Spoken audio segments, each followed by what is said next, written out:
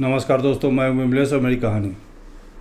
दुनिया का सबसे बड़ा लेखक हम सब के लिए कुछ न कुछ लिख रखा।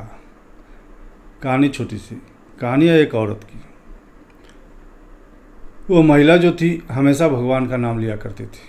ऐसे अलग से किसी मंदिर में पूजा करने का तो वक्त नहीं मिलता था, लेकिन जो ही वक्त मिलता था खाना बनाते समय हमेशा प्रभु का सुमिरन करती रहती थी। एक रोज़ किचन में खाना बना रही थी कि अचानक से धड़ाम से आवाज़ हुआ। वो दौड़ के आंगन में गई, देखा कि उसका बेटा छत से गिरा हुआ है और लहू लहुआन हो चुका। वो औरत इधर उधर लोगों की तरफ देखी, घर से आवाज़ भी लगाई, लेकिन उस समय कोई मदद को नहीं आया क्योंकि दोपहर का समय था। वह औरत अपने 8 साल के बेटे को गोद में उठाई और सीधा दौड़ते हुए अस्पताल पहुंची। लगभग 1 किलोमीटर का रास्ता तय करके अस्पताल में पहुंची। संजोग से डॉक्टर थे, उसका समय से इलाज शुरू हो गया। कुछ ही घंटों के इलाज के बाद वह लड़का बिल्कुल स्वस्थ था, पट्टी उट्टी हुआ और ठीक हो गया। तब तक घर के लोग भी वहाँ पहुँच चुके थे।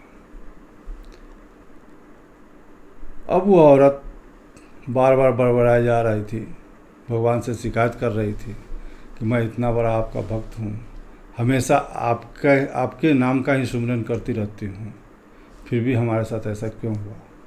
आप चाहते तो हमारे बेटे को बचा सकते थे, छत से गिरने से आप बचा सकते थे, उस घटना को आप रोक सकते थे। बार बार भगवान से शिकायत करती जा रही थी। खैर घर तो चली आई, बच्चा स्वस्थ था, किसी तरह की परेशानी नहीं हुई, लेकिन इसके मन में ये बात खटक रही थी कि भगवान ने ऐसा क्यों किया, भगवान ने ऐसा क्यों किया?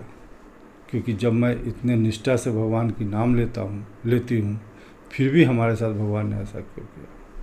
कुछ देर के बाद उसके सवाल का जवाब उसके मन में ही मिलना शुरू हो गया।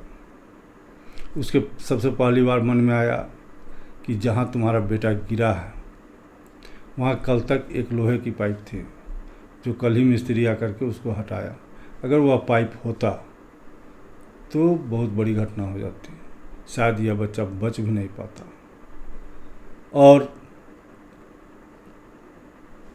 तुम जो 25 केजी का बच्चा जो 8 साल का है उसको लेकर के गोद में दौड़ी और तुम्हारा अपेंडिक्स का ऑपरेशन हुआ है, अभी टाका भी हरा नहीं कटा है, अभी टाका भी हरा है, फिर भी तुम लेकर के अस्पताल पहुंच गए 1 किलोमीटर